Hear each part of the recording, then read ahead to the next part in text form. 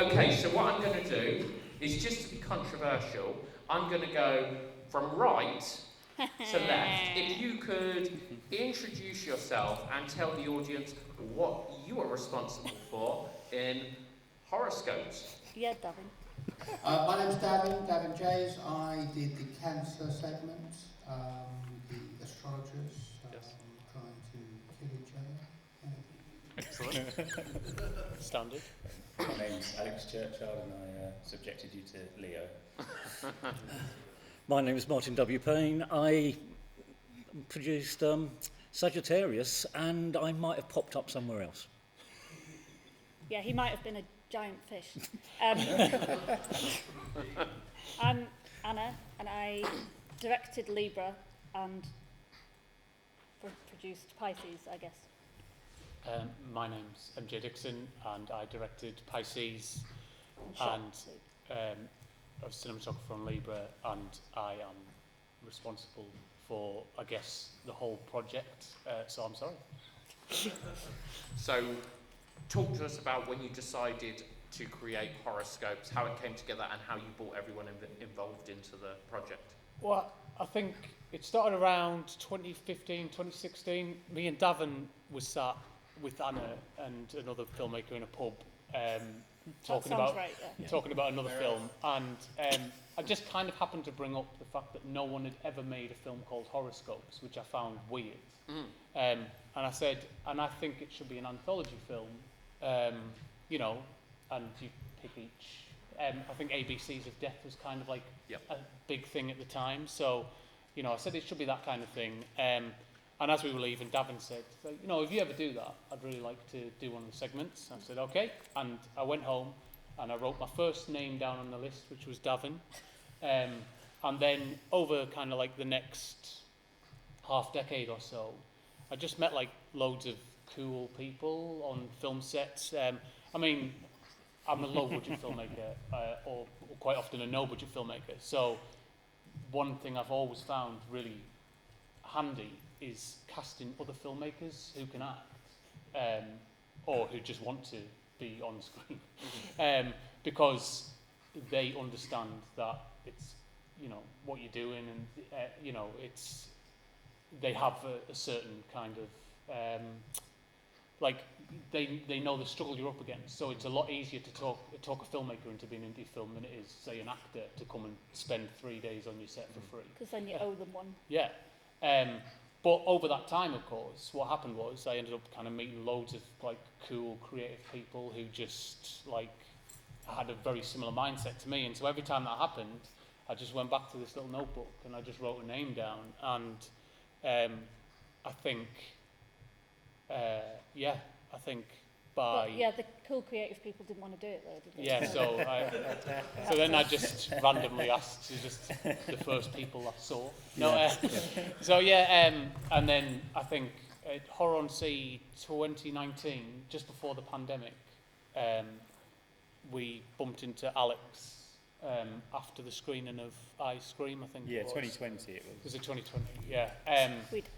And he said, I'd really love to work on some of you guys. And so I went home after the festival and I wrote down my last name and was kind of like, okay, like I have a full list of It's people. like Death Note, but filmmakers. Yeah, because basically, Them all in a book. I'm writing their careers off by putting their name on this.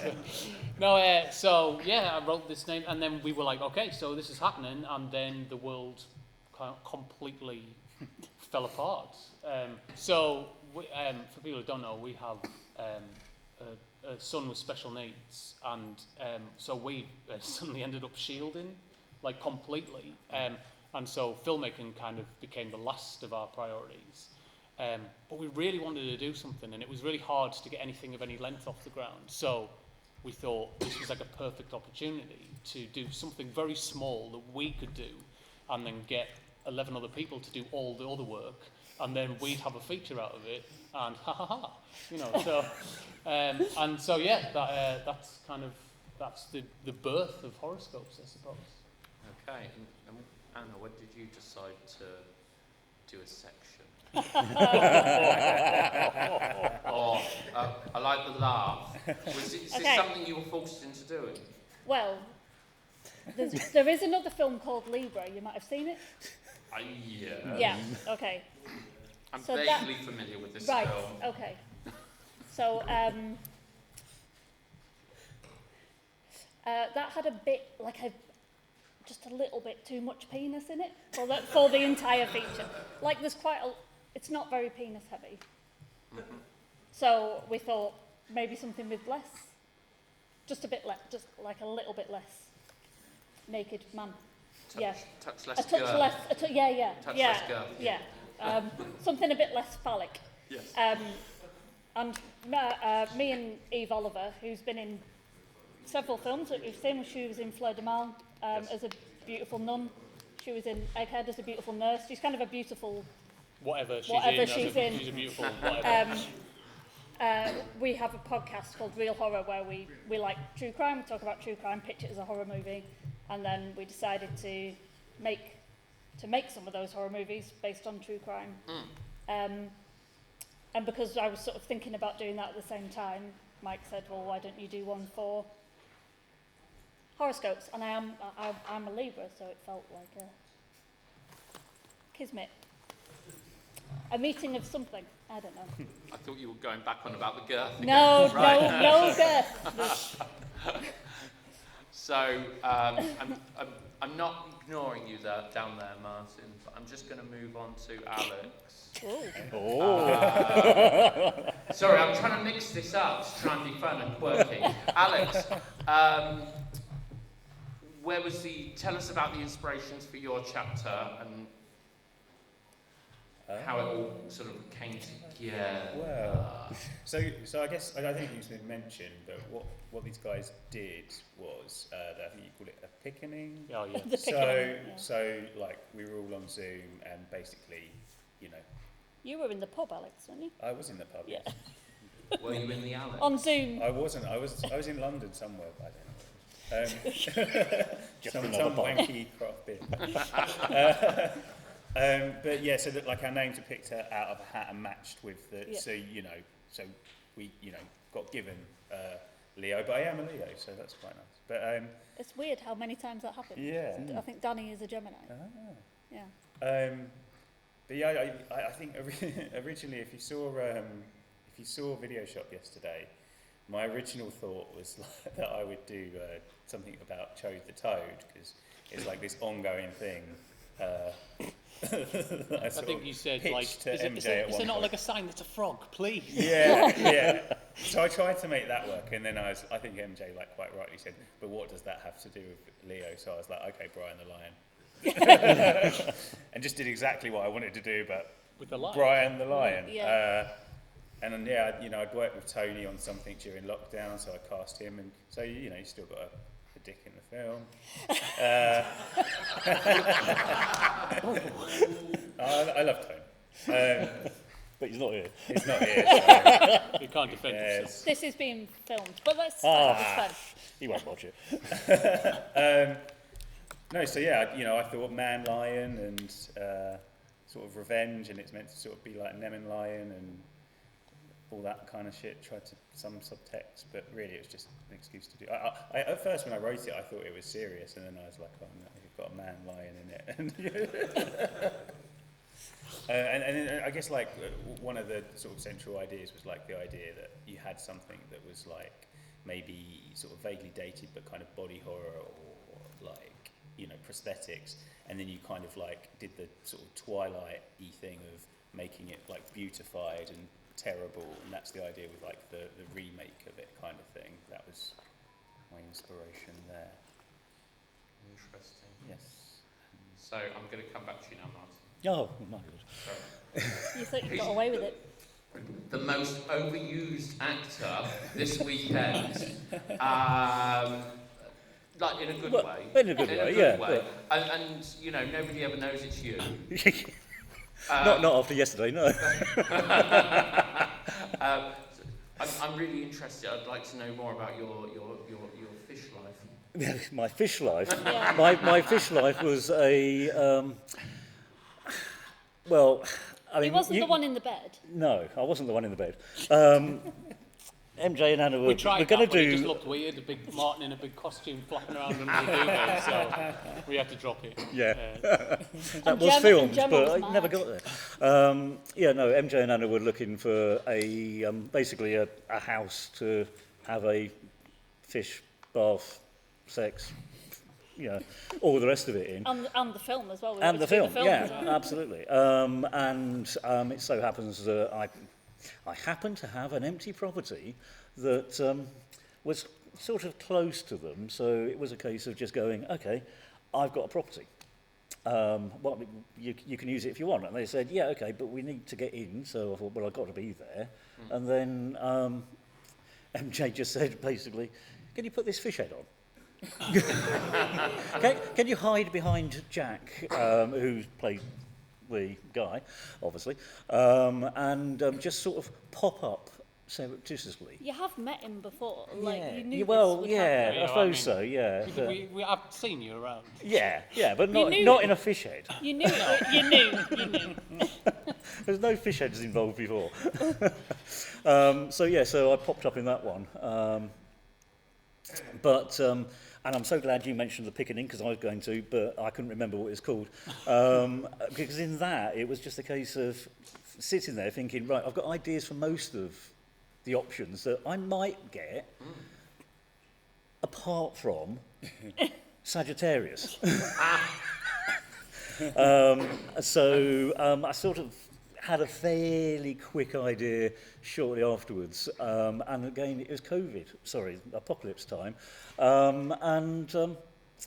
I originally planned it with a female actor in mind who dropped out. So I found a replacement, one Miss Charlie Bond, to play the central character. And she went to the Reading Festival. She got COVID.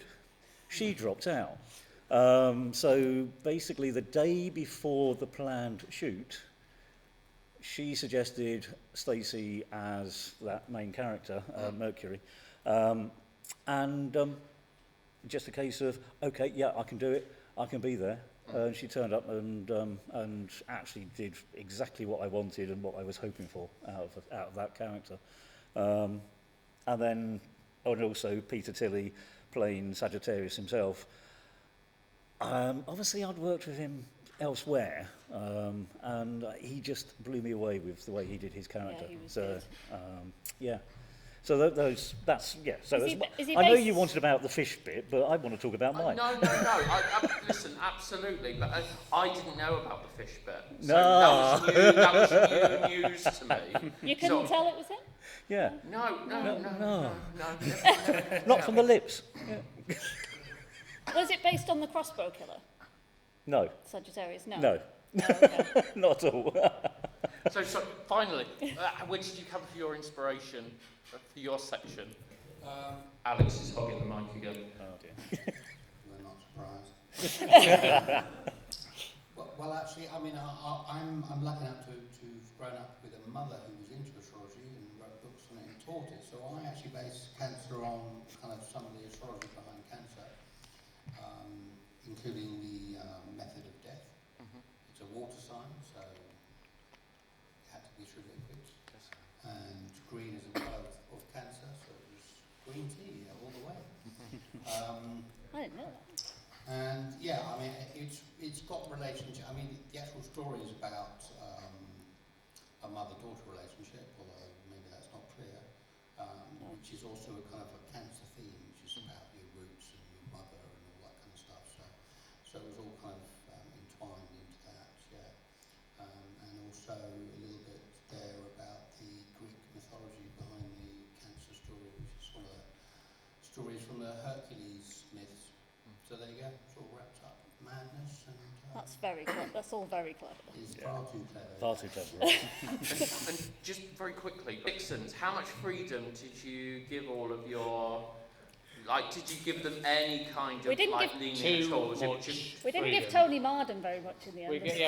We gave everyone too much freedom, and then we had to refilm one of the segments. So I guess too Wait, much. I don't think we... How much freedom I think we were fairly lenient. Yeah. I mean, We won't be next sent you time. guys the scripts. And Yeah. that's right. I mean, you gave a limit of 7 minutes, which Yeah. No one. We And do we do. sort of said make it vaguely about the star sign, that it's, Yeah. yeah, I think everyone smashed it. Yeah, they did. Everyone did a good job. I'm really proud of everyone. So, audience, can we have some hands, please? Because I know someone's going to have a question out there. Just asking, first of all, what's the end game for horoscopes? Where do you want to go from here? What's the purpose of? So you made it. Was it just make it just straight just make it, or is it because you really get the books? And also, I saw on IMDb, I think it says Horoscopes Volume 1. Is that correct? Is there going to be a sequel to it?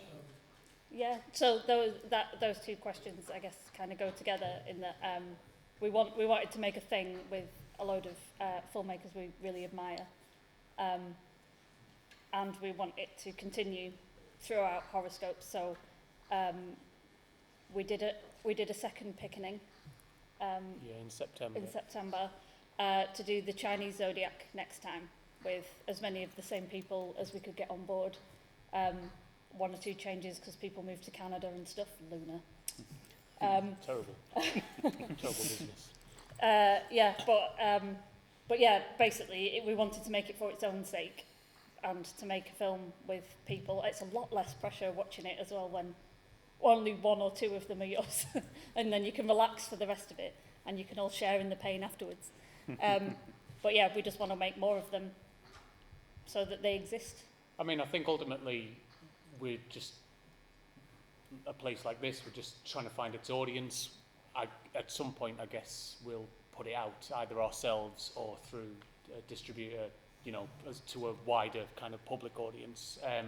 But yeah, I guess our plan is to do Volume 2 this year, ready for the festival season next year. And I mean, again, I've got this little book, and so often I'll come up with another idea for a volume, and I just write it down. And people just keep suggesting horoscopes to us. Oh yeah, no, we get inundated. Yeah, I get horoscope suggestions all the time now. So we've got no shortage. So if you've got one, send it our way. Excellent. Well, listen, thank you very much for sharing the film with us. We really appreciate it. Thank you for having me. I'm sure the audience loved it because they all look very smiley, especially Carrie, but that's probably big round of applause for the